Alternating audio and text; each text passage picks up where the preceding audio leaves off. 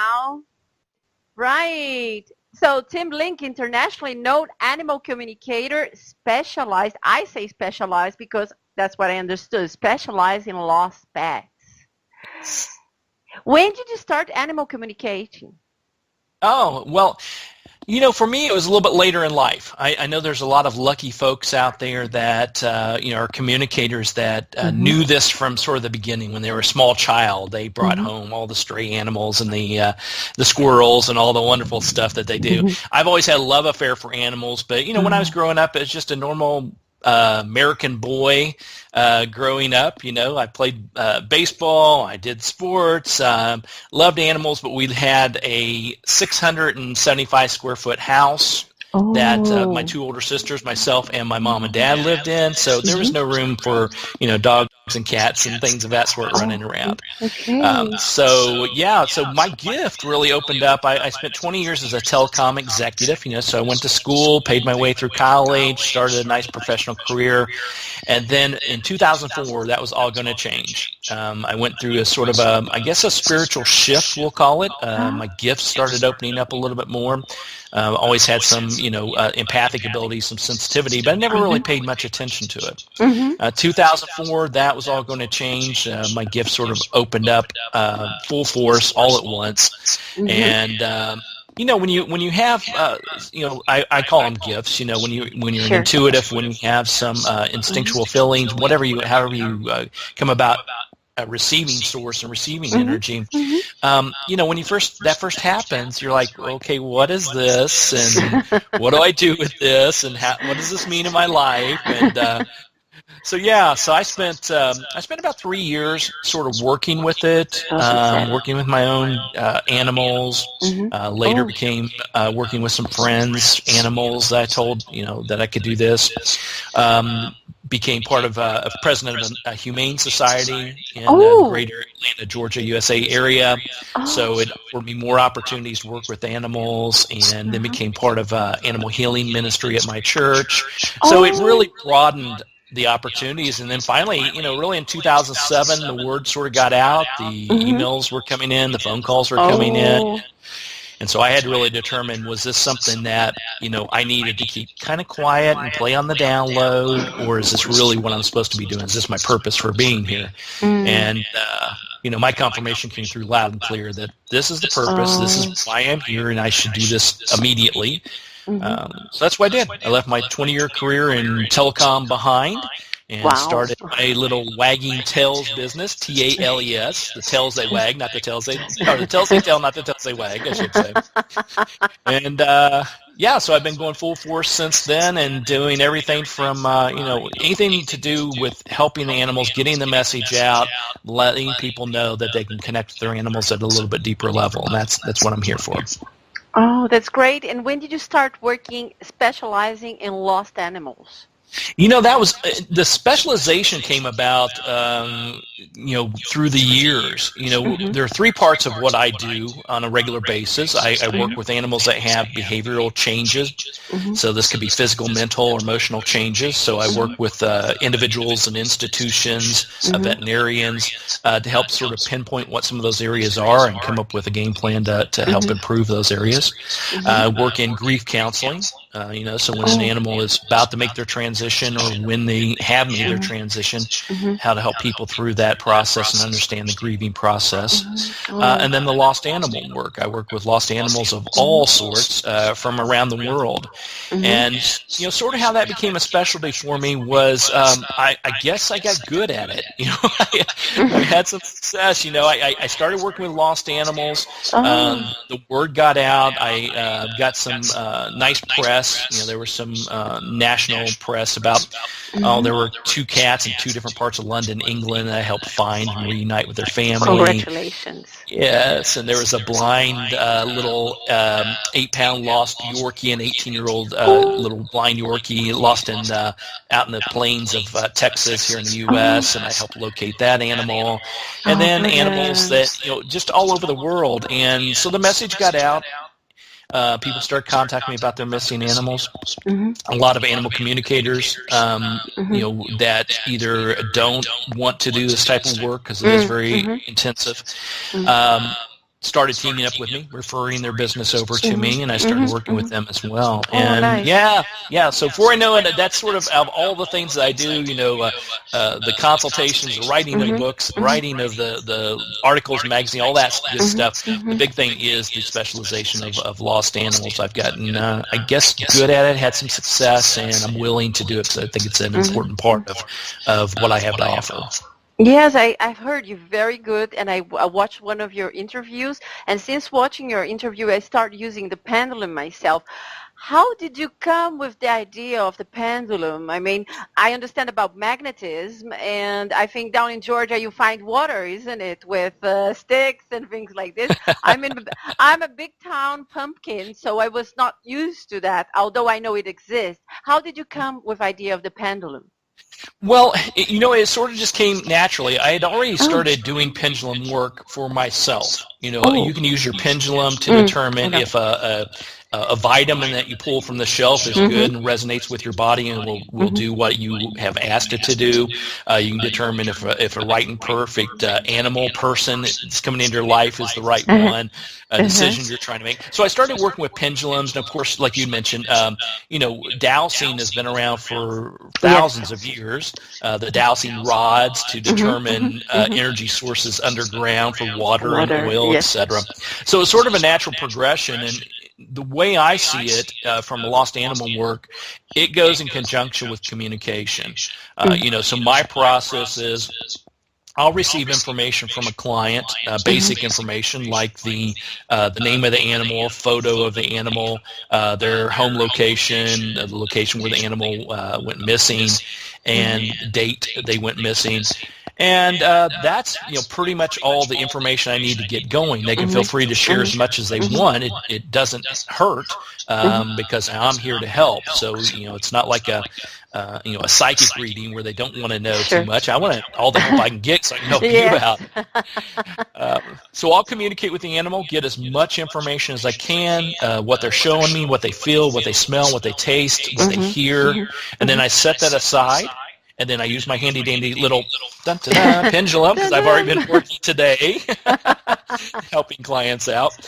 And so I'll use my pendulum in conjunction with a map or various maps and see where the energy is the strongest. We start off with a centralized area where the animal's energy was last detected, expand it out as far as we can, and then narrow it back down again, and that gives my perimeter of where the energy is located, or sometimes the exact location, which is rare, but it does happen. And so then I compare those two notes. I take all the communication that the animal shared with me, I take the pendulum work and look at the map and say, okay, based on what I'm seeing here, based on what the animal shared, this is where I would look, here's what I would do, and put those suggestions out there. And then, of course, I also ask the animal if they can show themselves and come home and these type of things. And it's not foolproof, but it's I think the two conjunction together gives you the greatest chance of success. And like I said, not a lot of folks can or want to do the lost pet work. And like some are not familiar with the pendulum and how to use that in conjunction with not only connecting with energy, but connecting with a map and trusting that. And so that's what I've been doing. So I've been doing that for coming close to 15 years now, and it's been a blessing for me. Yes, that's right, 2007. Oh, God, congratulations. You said something now, I'm just going to open a parenthesis. It was not on the list of questions, but you said you communicate with animals and see what he wants to do.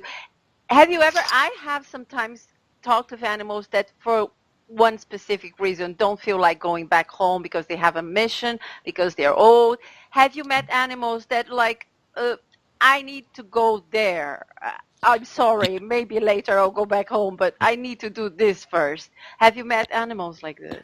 Yeah, well, absolutely. I'm a firm believer that animals are here for a purpose. There's a reason for them to come into our lives. They work every day to try to fulfill that purpose, and when either they have fulfilled that purpose or their bodies no longer support them, they move on.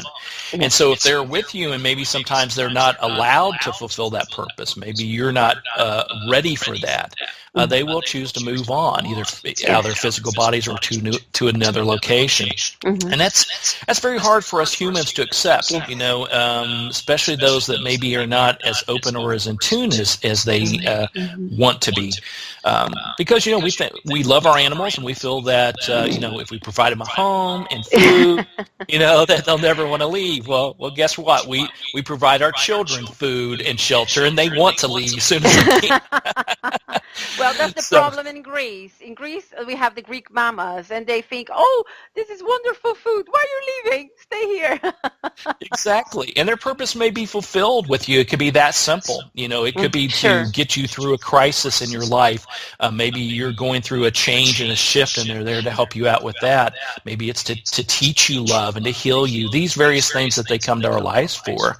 And when they fulfilled that, they're ready to move on to another person. If they want to stay in that body and continue to work on that purpose, they can move on to another person. And that's a big challenge. And how do you actually go about explaining that to someone? And you just have to have to gently tell them that this animal has done its job, and see if they can agree or understand that reasoning. Yes. But when they leave, there's a lot of reasons they leave. I mean, I have a full list on my website, wagging-tails, TALES.com, and I've written about it numerous times. And there's so many reasons they leave, and there's so many reasons they don't want to or cannot come back. Yes, thank you for sharing that, because I've seen it, and sometimes it's difficult to explain to the person who have them. I've looked at your website; it's very good. I'm gonna put it under our interview. I was going to say all the press you've been mentioned, but I said if I mention all the press, the interview was going to be finished, and I wouldn't be able to ask him anything else. Continuing, you said that you start 2004, and then you got going stronger 2007. How was the reaction of the people around you, friends and family, and even co-workers? Yeah, well, that's the interesting thing when you have gifts. Because I believe everybody has gifts of various sorts, and that's what I call them. And everybody is intuitive. And for instance, we talk about mother's intuition. When a mother can look at little Timmy sitting on the ground and just know there's something wrong.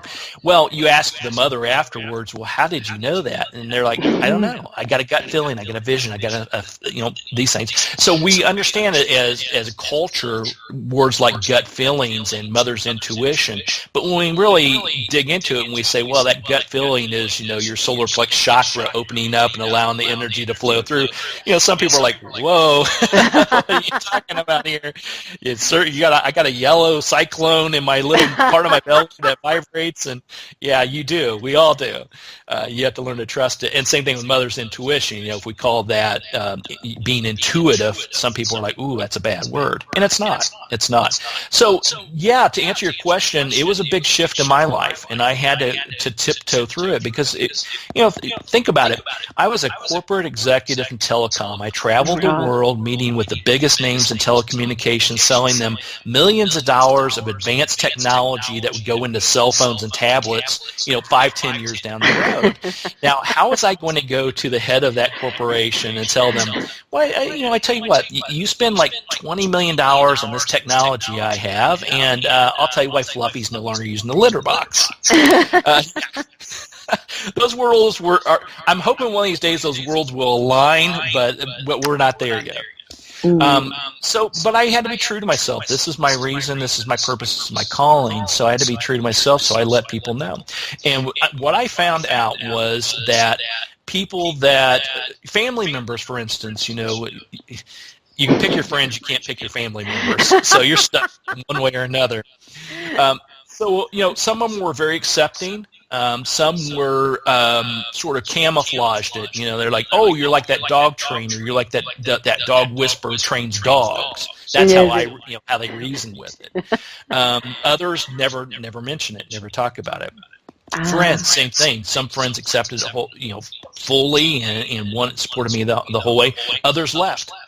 People that I knew that I would give, an organ to or blood to if they needed. I would do anything for these people that I've known for, 20, 30 years, could not deal with it. And so they left. Oh, yeah. So they that left. much. Yes. Even in the United States, it's getting quite well known, animal communication. It is, and when I started it was a little less known, and then, you look at others that have been doing it for even longer than I have. Can you imagine what they went through back in the day, as we call it? Yes. And yeah, United States, I think, is a little bit more open to it. A lot of European countries are starting, to get used to. Some are more advanced than others. When you talk about Eastern cultures, I do a lot, amazingly enough, I have a lot of clients in India, which, Yes, we have too. We have in our group. I don't know. Now India just animal communication exploded in India, and everybody wants to learn it, and everybody wants to do it. Yeah, and it's really, really, really interesting. So, the way I sort of come to terms with it, because it's, from a mental standpoint, when you first have these gifts and you're unsure of them and what's this going to mean to you, people that have been in your life for 20, 30 years to leave, it's hard. It's hard to accept. Oh, yeah. But the way I sort of look at it is, this old saying that people come into your life for a reason, a season, or a lifetime. And so the ones that were with me for that 30 years, just like the ones that are with me for a day and ones that have stuck with me my whole life, I have to bless them. Thank them for coming to my life, teaching me, being part of my life, giving me love. And now it's time to move on because I'm vibrating, I wouldn't say at a higher level, I'm vibrating at a different level. And, when you start to not vibrate at that same level, as maybe friends and family that you have, then it's time to everybody to move on and just bless that and move on from there. Oh, well done. Wow, this is surprising. I wouldn't expect this kind of reaction in America. I thought everybody was already, so progressive and thinking, animal communication is normal, holistic, Reiki is normal. I saw you're a Reiki master also. Yes. So, okay, Kathy, you silly, naive girl. What have they been telling you over there about the United States? But you have to look. It's true. We're not to interrupt, but it is getting better known. It's getting more reception. People are opening up to it, which is a good thing. It's like a large ship, though, turning. It takes a while to get there. And there are pockets of the United States. I've got clients all over the world and all over the United States, but there are certain pockets that are more progressive, more open to it. And then, the interesting thing about it is, I live in Atlanta, Georgia, which is southern part of the United States. It's very rich in tradition of the church, the Baptist church in particular. And, that culture, the Christianity behind the Baptist church, Southern Baptist church, being open to these type of gifts, that's often a challenge. So there are some folks that just will not, no matter what you do, they will not open themselves up to it. And you just have to bless them because that's not their path. Of course. Yeah, of course. Was it rewarding for you going from head of a corporation to a holistic work? Do you like animal communication? Is it in you? Yeah, it's in me. I mean, I can't deny it. I can't hide from it. It's what I do and who I am. So I had to learn to embrace it in some fashion. I chose to do it full time. This is what I do. And, when I look at it, is it more fulfilling? Absolutely. Is it more heartbreaking? Absolutely. Oh, yeah. And do I work harder now than I ever have? Absolutely. Wow.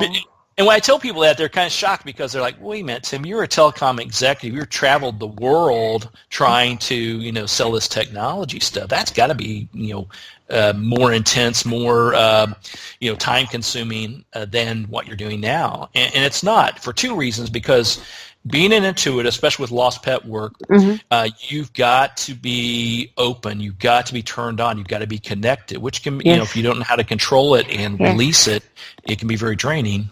The second part of it is for those that choose to do it on a full-time basis, not to sound crass or egotistical or anything about it, but this is my business. Oh, yeah. This is what I do for a living. This puts the roof on my head and gives my puppy dog bones to chew on and all that. So, anytime no matter what your profession is, if you're self-employed, if you're a entrepreneur, you're working hard. You're Oh, always yes. you're working. You're always in tune. You're always catching up. I mean, I was out of the office all day yesterday, and so today, in addition to this wonderful interview, I've got a ton of other stuff to do, and I'm sitting here Oh. on this is Saturday, so this is all great. This is good, but yeah, you're working and you're working. But the fulfillment, like you said, is when you're able to help someone with their animal. If you're able to locate an animal and reunite them with their family, if you're able to help someone get through the grieving process of losing an animal, that's extremely rewarding, and I wouldn't change it for the world. Thank you. Now, we are talking with animals, and I found that I've learned a lot from them. How was the shift from talking to people to talking to animals? Have you learned a lot from animals? And if yes, what was the most important, most interesting, most important thing that you learned? Yeah. No offense, Kathy, but yeah, I much prefer talking to animals than people. Wait, I'm going to get Kostakis to interview you. Exactly. No, I think the thing is that what I find with animals is there's no agenda. They don't deal with the ego world that humans do. We deal with ego characteristics that only humans have, like deception and hiding our feelings and agendas and having the bigger house and the better car and all these things. These are all egotistical driven agendas or egotistical things that humans. So animals don't deal in the world of spite. If they do something like chew up your sock, they're trying to get your attention. There's something missing. Sure. There's something going on. It's not the fact that I'll show her, I'm going to chew up her sock. No, they don't deal in that world. So that's where I find it being really interesting, and how open and candor, how they're willing to talk to us. They want the opportunity to be able to communicate with us. And I think the biggest thing is how they communicate. When I first started doing this, I would receive, a couple of words that would pop into my mind and a little bit of a vision. That's typically what I received.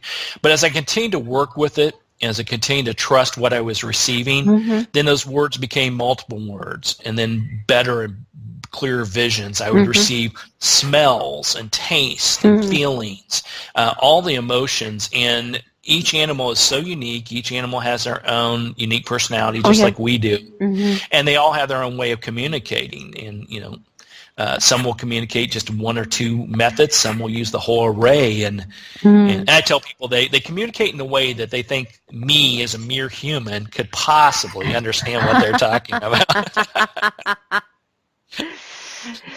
And do you remember a client, an animal client, who really marked your life, or a really interesting case, something like this, to tell us?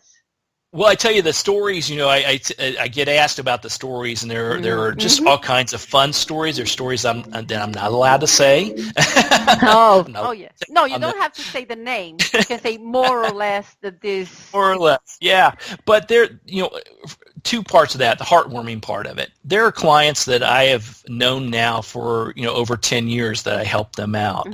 I receive Christmas cards from them with their so sweet, corpse or whatever picture on it. Yeah, I get little tokens, little appreciations. They show up at events. The very first client, I tell you, this was one I think of right off the top of my head that meant a lot to me. I had a client that lived in the Bronx, New York, Queen Bronx, the New York. So if you picture New York City, the Bronx is one of the boroughs outside of that. And she lived in a high-rise apartment building. She lived on the 4th floor.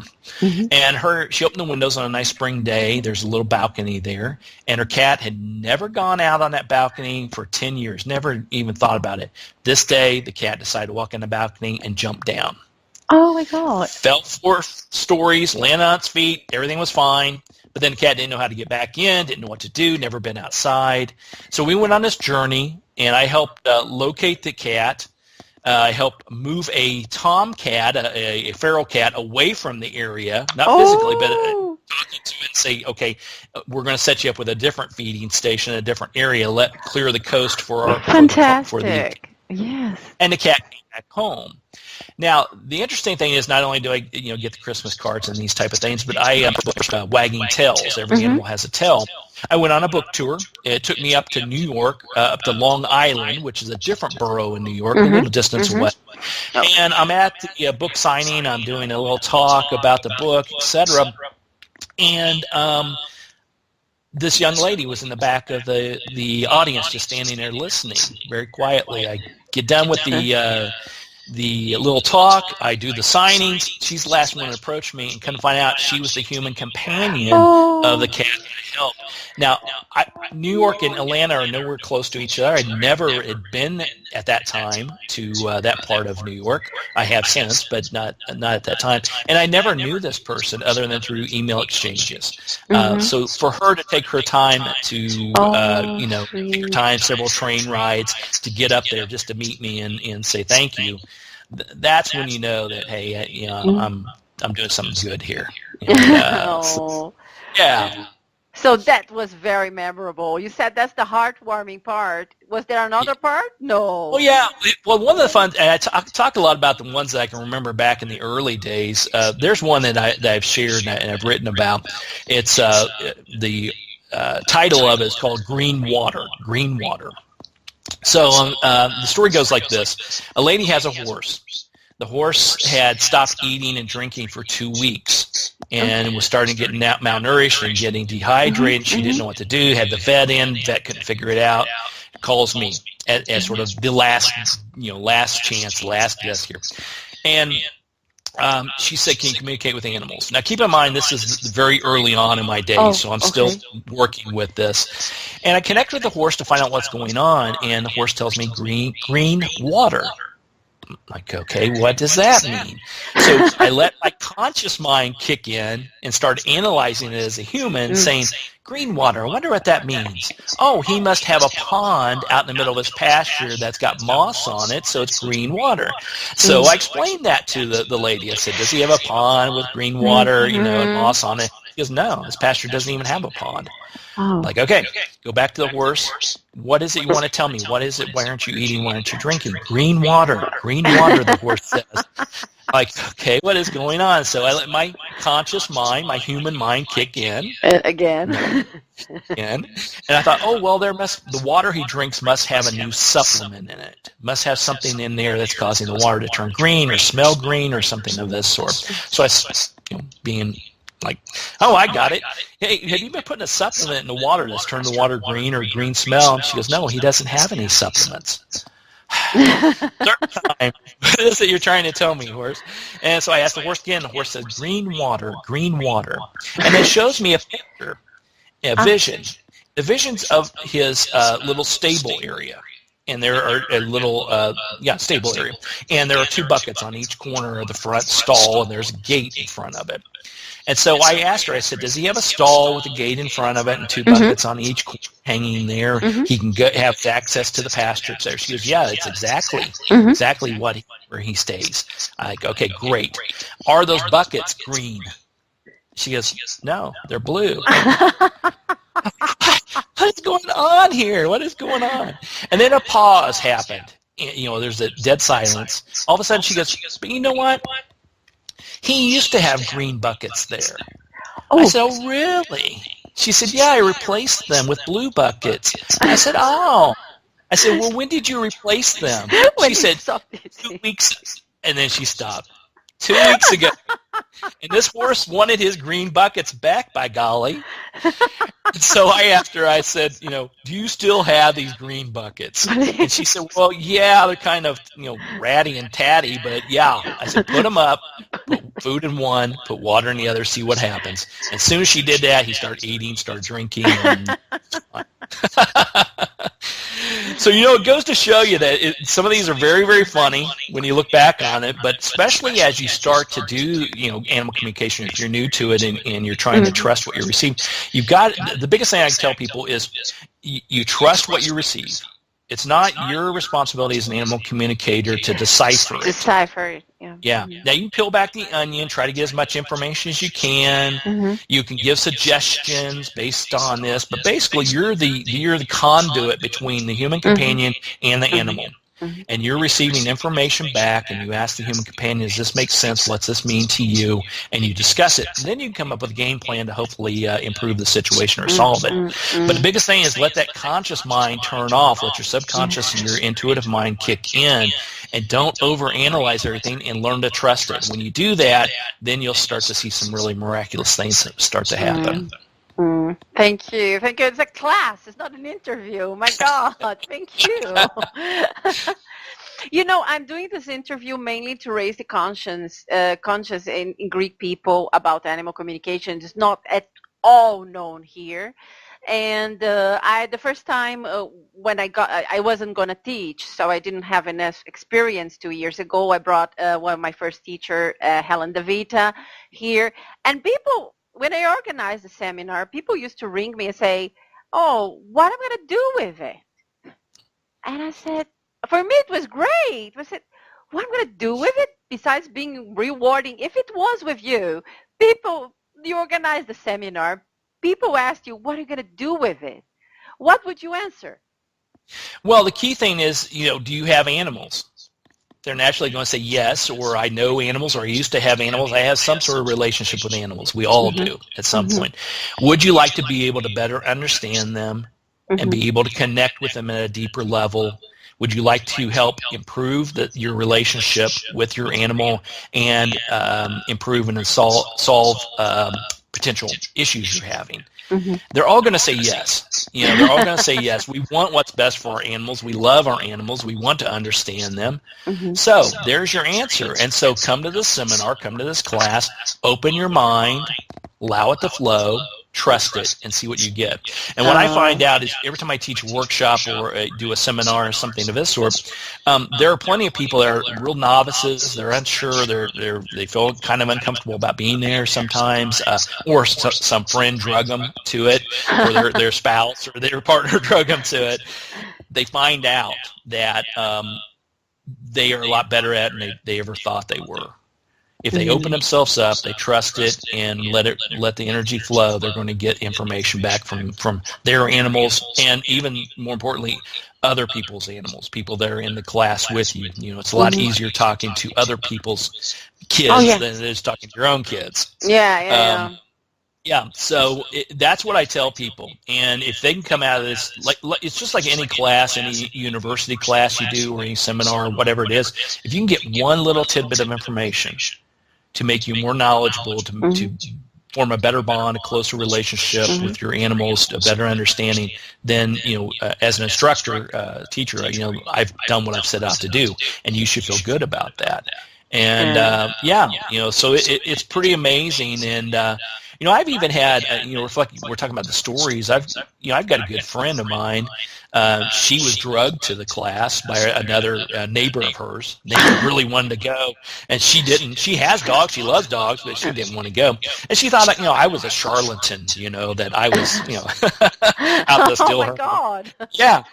And the funny thing is, there was just one example in the class. The process went like this. We all brought a photo of our animals. We were told to provide the animal's name and bring 5 questions that you know the answers to that nobody else does.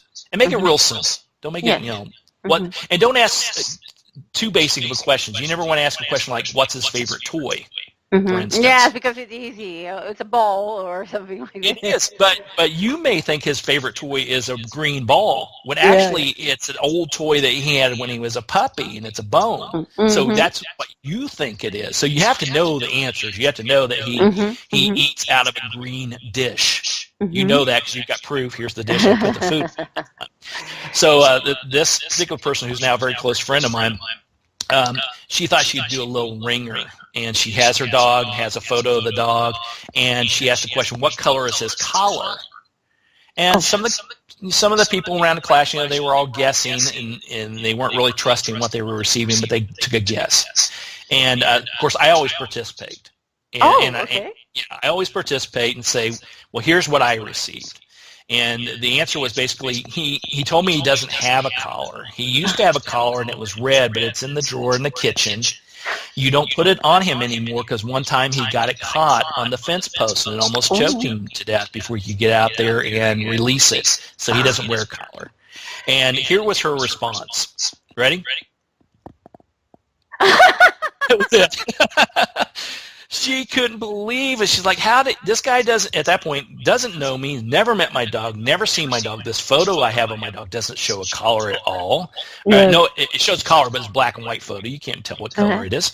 So how does he know that? Now, am I here to say that every single time that a client contacts me, I can tell them every single thing about their animal? No, it's whatever the animal's sharing with me. Of course. And in this particular case, her dog wanted to share that, you know, don't let her fool you. I don't wear a collar. There's your answer. Animals are so smart. Animals are just so smart. They're a lot more intelligent than we are, or that we allow ourselves to be, I should say. Oh my God! I was tracking a wolf yesterday from a refuge, and he told the other animal communicator there was too many people talking to him, and I said, "Okay, I'm gonna stop." He said, "No, I told him that to get rid of. They want to get me back in the refuge, and I don't want to go." Exactly. I was laughing so much. Yes, it's very, and like I said, you know, each one's unique. Each one has their own personality. Yes. You have no idea. You know, I've been doing this for a long, long time now, and I, you know, will continue to do it. But, you know, I can't, just because you have a black cat that went missing in a place doesn't mean your black cat is going to do the same thing as your neighbor's black cat. Oh yeah. You can't assume. People say, well, where do cats, when they leave, where do they typically like to go, or what's the distance they like to go, where do they like to hang? It's different. You know, I found cats in trees, on roofs of houses, locked in garages, out in the woods at the back. One guy, I was doing a television production, and now a friend of mine is a executive producer, and he came by, or he contacted me a few years back, and he said, Tim, he said, you know, Susie, who's his wife, has a cat. Well, Susie's out of town, and I left the door open, and the cat left, and I'm going to be so much trouble if Susie comes home and I don't have that cat back in the house. So I told him the cat was underneath the deck. I said, you have a deck on the back of your house. It's a wooden deck, and there's a deep crawl space. He said, yes. I said, go there. Of course, I didn't know that. I've never been to his house. He went there and looked, didn't see the cat. Came back, said, there's no cat there. Get a flashlight. Look. He went there. Look, flashlight, nothing. A little bit later, I said, go back there. That's where the cat's at. Go in the very back right-hand corner. There is a cinder block stone there, and he's behind the stone. And so he crawled back in there with his light and shined his light. There was his cat. Cat had been there all along, you know. The cat was like, what's up? You know, what are you doing? I'm just hanging here. You know, and he's panicked because he's like, oh, my gosh, my wife's going to kill me when she gets home. So, yeah, I mean, there's no set in stone thing. You can't say, okay, it's a cat that's been gone for 3 days, so it's going to, you know, be no further than that. You know, there are some common sort of things out there, like, you know, here in the States, now I'm not even sure who put this out, but they said a medium-sized dog can travel 6 miles in a day. So that would be, 18 kilometers, something? Yeah. But roughly like, yeah. And so, okay, yeah. So you could say that's a guideline. But, you know, that's not the case because, you know, what's a medium-sized dog? I've seen a Chihuahua run faster than a Great Dane can run, you know, taken offline. You know, it's so you don't really know what distance they're going to travel, what they're going into. I mean, I had a cat one time who the lady was having a sale at her house, a yard sale. I don't know if you have those there or not, but you know, you bring all your stuff you don't want out to your yard, you sell it for whatever you can get for it, and then you donate the rest. Okay. So afterwards, after she cleaned up, her cat went missing. She couldn't find her cat, looked for days, couldn't find her cat. Contacted me. I said, the cat, you know, did the map dowsing and everything. And I said, the cat is 2.5 miles away at this house, you know, in this group of housings. So she went there, knocked on the door, and said, you know, here's a picture of my cat. Have you seen my cat? And the gentleman goes, yeah. He's right there. Look, there was her cat. She's like, oh my God, how'd you get here? He goes, well, funniest thing was I was at a yard sale the other day and put stuff in the back of my truck, and I drove home, and when I got home, the cat jumped out the back of my truck. And she goes, that was my yard sale. So, you don't know. You don't know. Hi, Key. Oh, That's that was Kostakis. Ah, hi, beautiful. This, if you do a little clip of the left ear, I don't know if they do that in Greece or not, but when you have a feral cat that's been spayed or neutered, they'll clip one of the ears. Yes, so yes. So Okay, I've got a cutie similar to that, a cousin, but she has her little ear trimmed. Oh, yes, we do the same. We have loads of stray animals here in Greece. Don't turn the computer off, please. My time is up. I need treats. Yes, exactly. Do you think do animals have a lot to teach humans? Well, yeah, I mean, they all come to our lives for a purpose, and some are specifically brought here to teach us lessons or a lesson. That is for sure. But even if you just are around an animal and you connect, especially if you can connect with them, communicate with them, you can learn so much. Oh, yeah. And even, for instance, I mean, even if you just on a very, very basic level, even if you're not like verbally communicating with them and connecting with them, just watch them. Yeah. I mean, how often here you and I are talking or having a wonderful conversation, but this is energy flowing back and forth. Yeah. When's the last time you just sat there in the quiet, in the knowing, just looking out a window, catching a glimpse of a bird, sniffing a flower, slowing down long enough to do that? Us humans have a hard time doing that, and animals can teach us that. So, and they'll get your attention, like you said, turn off the computer. When they think it's time for you to take a break, you better get up and get out there. Yes. That's it. In story. Here's another great story. Had a client. She's a computer programmer. So she works from home and she does coding on a computer. And she's there 10, 12 hours a night. She doesn't have a partner or a spouse. She's there. It's just her and her guinea pig. Guinea pig. Oh. She has guinea pig. She didn't want a dog. She had to go out and walk the dog. She didn't want a cat because cats are too needy. So she wanted a guinea pig. So she put her guinea pig in its little cage right next to her computer, and the guinea pig would watch her do her work. And so she did it. And then so she wanted me to communicate with the guinea pig to find out, okay, what's the guinea pig? Think about all this, what's going on. Guinea pig was quite upset. And I said, well, first of all, the guinea pig said that, you don't let him out enough. She goes, well, I don't. I said, well, you have the cage on your desk, right? And she said, yeah. I said, well, get him out, let him walk around, let him do his thing. I mean, put a secure environment in, cover the cords, these type of things. You don't give him any danger, but let him be part of your environment. So she did. She calls me back a couple weeks later and says, well, I've been doing that, but the guinea pig is climbing all over my keyboard, unplugging cords, really interfering with my work.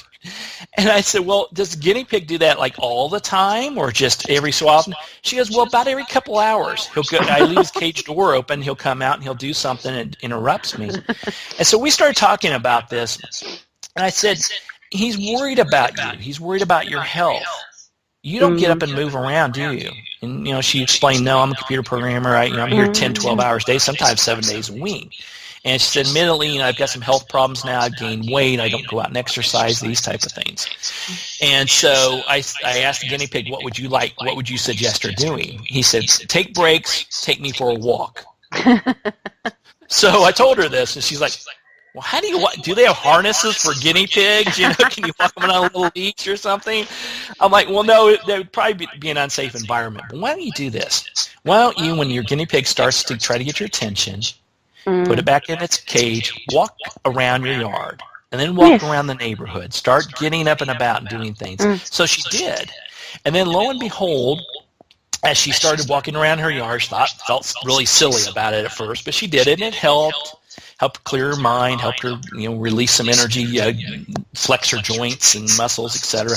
Then she started walking around her neighborhood, and a young gentleman, because she was in, I think you're like her late 20s, early 30s, a young gentleman came out of a house and said, "Hi," and she goes, "Hi," and he's like, what you got there? It's like, well, this is my guinea pig, It's, I'm taking it for a walk. She's like, oh my gosh, so embarrassing. And he's like, oh my gosh, I love guinea pigs. I had guinea pig when I was a kid. Started a conversation.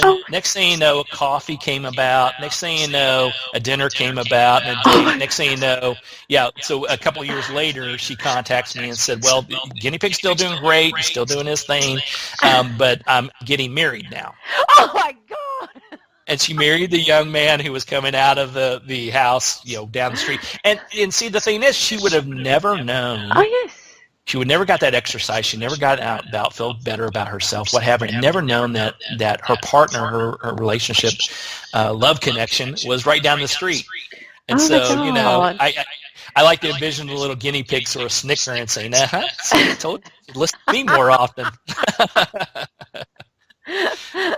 There used to be those programs that they took of the computers, isn't it, that made you every 2 hours made you stand up and walk. We don't need this anymore. We just have animals. And That's it. And they'll try to get your attention. They'll do some things to teach you to do something. There's a reason for doing that. And it's not just because they're bored or something, but it's, because like I said, we're either running 1,000 miles an hour or we're sitting down and we don't move. We set our computers, we set our our TVs, we set our TVs with our computers, so we got to shut it down every once in a while. Yes, yeah, definitely.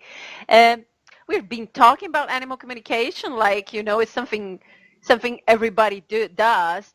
I feel now, everybody says now in the computer, at least in the World Wide Web, that is a time for awakening.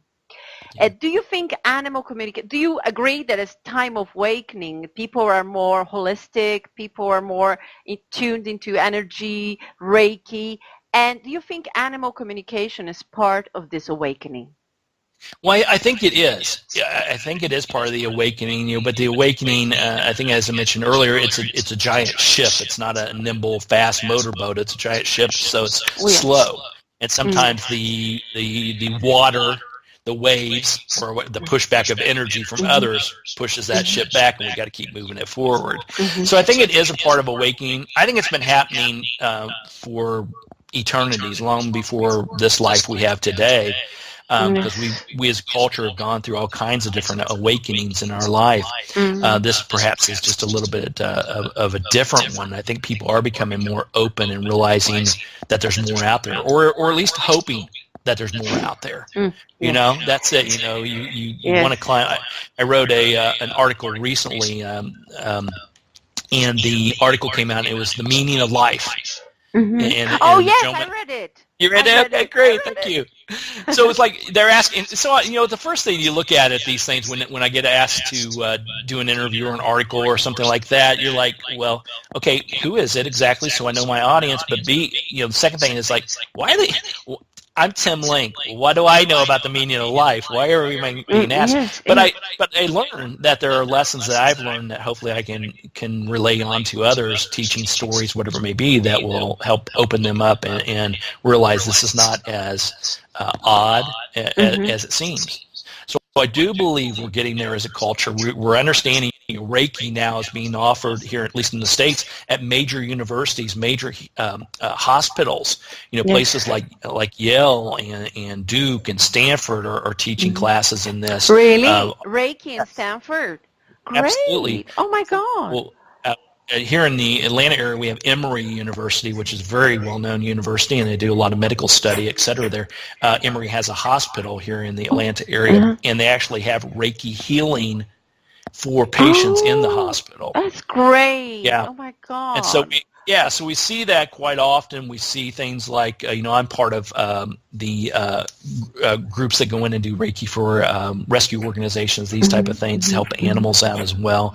I see a lot more in veterinary clinics. A great example of that is a lot of my one-on-one work when I do consultations when people want to meet me in person. I host that at a veterinarian hospital. And it's not a holistic veterinarian hospital. It's a regular holistic. Great, Yeah. great. And since that time, the veterinarian hospital has actually opened up to other practices, other modalities like Reiki, like acupuncture, these hands-off modalities. So nice.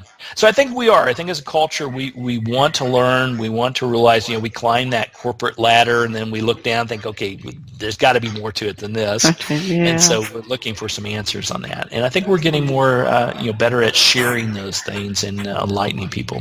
Yes, definitely. Last question. What would you advise a person that wants to learn animal communication? What would you be your advice? Although you said something before like this before, but right. No, my advice is multitude, but basically open yourself up to it. You have to close down your conscious mind and allow your subconscious to open up. You've got to breathe. You've got to breathe. When I teach classes, I ask people, I said, do you know how to breathe? How many of you know how to breathe? And they're like, some like, yeah, and some are like, what's the trick here? But we don't really know how to breathe. Can we breathe from our diaphragms? Can we clear our mind? Can we clear our body? Can we clear our negative energy that's in us? You got to get to that state of mind where you're calm, open, breathing, ready to release negative energy and accept anything else you receive. The second part is trust what you receive. Sure. Whatever you're receiving in whatever fashion it is, you trust it, you know it to be true, and you go with that. And that's a big thing that humans have a hard time with. We overanalyze everything. Quit doing that. Go with your first instinct. They tell you that in school when you're taking a test. The first answer is the right answer, so go with right, that. Exactly. And then just learn from others, joining groups, animal communication groups, sharing ideas, sharing stories, sharing relationships. If you have situations you're working with, share it with others and open yourself up to that. You've got to learn. I don't have all the answers. There's plenty of people who have been doing this a lot longer than I have. They may do it differently than I do. But if they can learn from me and I can learn from them, then it's just going to continue to allow us to help the animals out. And that's what I'm here for.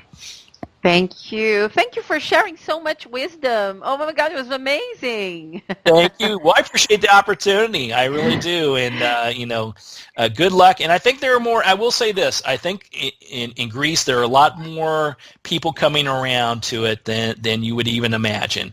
I do have clients. I have helped find lost animals in Greece. Really? So, yes, great. Yeah. So it's there. So you keep doing the good work and helping the people out, and all of you help the animals out. That's what we're here for. Thank you so much, Tim. And don't forget, everybody, if you're interested, I'm going to put your webpage down there, and you wrote a book. How many books have you written? I've got 2 books out there, Wagging Tails and also Talking with Dogs and Cats is the most recent one. But yeah, go to the website, wagging-tails.com, TALES.com, and you'll see the books are on there. I've done a couple professional meditations are on there. I've got some audio workshops for animal communications that's on there, and then a whole plethora of YouTubes and appearances and teachings and in my radio show I host a quick plug for that. I host Animal Rights, WRITES, on Pet Life Radio, iHeartRadio, and about 500 different syndicated channels. You can download those, listen for free. Yeah, and that show is a great show because I interview writers and authors and celebrities that write about animals or have an animal as a key figure in their book or the article or whatever they're writing. So, a lot of great stuff there, and you can download and listen for free. So take a look at it. Great. Thank you so much. And thank you. Have a nice day because you're just right in the beginning, in the middle of your day. Here is almost 9 time. Have a nice You're welcome. day. You too. Many blessings. Thank you. Namaste. Bye.